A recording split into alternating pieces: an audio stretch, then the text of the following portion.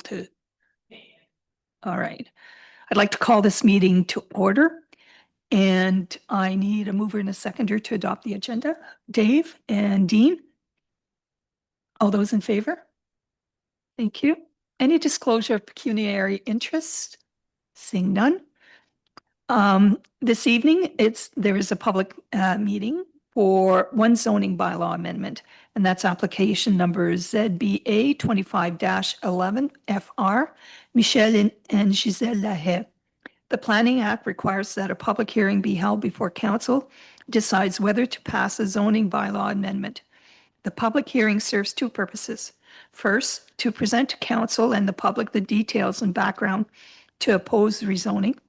And second, to receive comments from the public and agencies before a council decision is made. Monsieur Dumont will provide a summary of the application.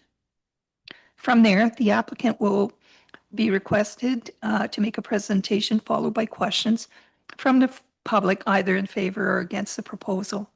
Council will then have the opportunity to question the applicant, the Director of Planning, or anyone giving presentations. The zoning bylaw amendment will be considered by Council. Monsieur Dumont, will you please advise how public notice was provided? Thank you. Notice of public hearing was posted in the municipal office and was sent by mail to the assessed owners within 120 meters of the property subject for the proposed zoning bylaw amendment, and to those people and agencies likely to have an interest in the application this evening. The notices were sent on August 14th, 2025, being over 20 days prior to this evening's meeting. Included with each notice was an explanation of the purpose of the proposed amendment and a key map showing the location of the subject property. Thank you. I now declare this portion of the hearing to be a public hearing to deal with application number ZBA 25-11 FR, Michel and Giselle Lahaie. Monsieur Dumont, will you please summarize the purpose and effect of the proposed zoning bylaw amendment and provide any additional information and correspondence relevant to the application? Thank you. So the subject property is currently zoned rural, and this stems back to March 13th. The planning board made a decision and the planning board had approved the severances. So I'll break down each severance and the zoning that's kind of attached to it. So there's this is basically forming a condition of approval that's being satisfied by Tulloch Engineering, who's also present this evening. That's Vanessa Smith with Tulloch. So like I said, at the property entirely is zoned rural.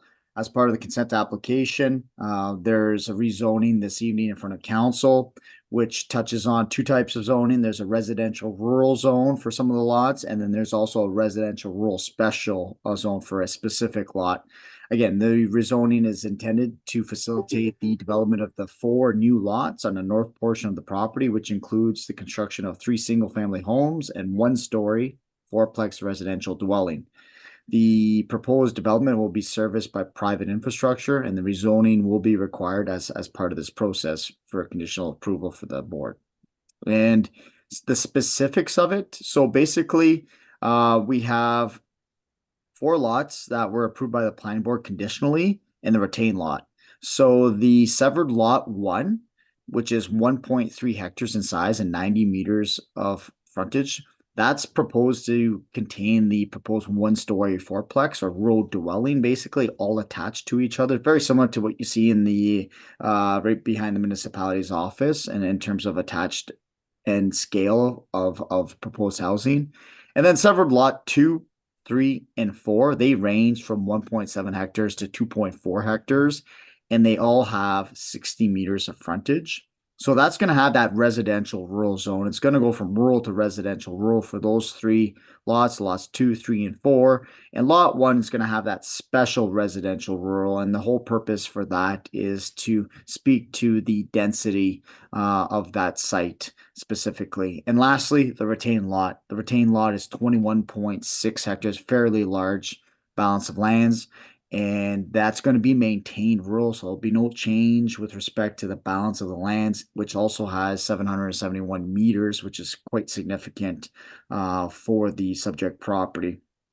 So that's pretty much the summary as to why we're here this evening. I did talk about lot coverage in my report with respect to lot 1 and the fourplex. and parking requirements. I kind of elaborate on all those standard performances which are under the zoning bylaws. So again, happy to have further conversations on that information. But in terms of circulation and reaching out to the municipality and other agencies, so the municipality already provided their comments with respect to the severance. And so they had no issues or concerns with respect to this process, obviously. And Hydro One had no concerns. Again, Public Health provided their supportability at the time, and they provide Telic Engineering. We had some more further conversations with the health unit with respect to the 4 units. This is generally speaking just for the purpose of the land use and making sure that whatever density is going to be proposed always is going to conform with that land use. Thank you. Welcome, Vanessa. Do you have any comments that you would like to make? Through you, Chair, I think Mr. Dumont did a good job of explaining, but tonight we are seeking a rezoning. So the lot 1 on the sketch would be for a rural residential special, and our client is hoping to build a fourplex on that lot. I believe the renders of the proposed buildings were given in your package, so those are there so you guys know what the building will look like. And then the additional 3 lots would be developed for your traditional single detached dwelling. And then we're retaining the property through the process. We did do a wetland delineation, which you can see on the sketch. There is quite a large wetland complex on the site, and lot 1 has an increased frontage. We gave it 90 to respond to Public Works comments. There is a slight hill in that location to make sure a driveway has adequate space to get out from ingress and egress for the fourplex. Certainly welcome any questions you might have. Thank you. Thank you, Vanessa. Any questions from council? Seeing none. I declare this public hearing to be concluded, and now I invite council to, I need a mover and a seconder to approve. Okay, I was going to say Joe. Bob and Roger. Sorry. It is duly moved and seconded. Be it resolved that bylaw 2025-39, being a bylaw to amend zoning bylaw 2014-23 as amended, Giselle and Michel Lahaie, be read a first, second, and third time and finally passed. Thank you. All those in favor? Thank you. Please be advised there is a 20-day appeal period during which time a specified person, public body, or registered owner may appeal the bylaw to the Ontario Lands Tribunal by filing a notice of appeal with the clerk of the municipality of French River.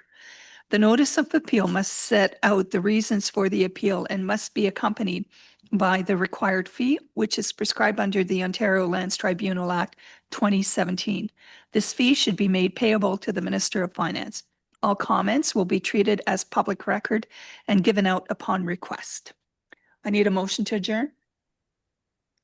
Dean and Dave, all those in favor? Thank you. Thank you, Matt. Thank you, Vanessa.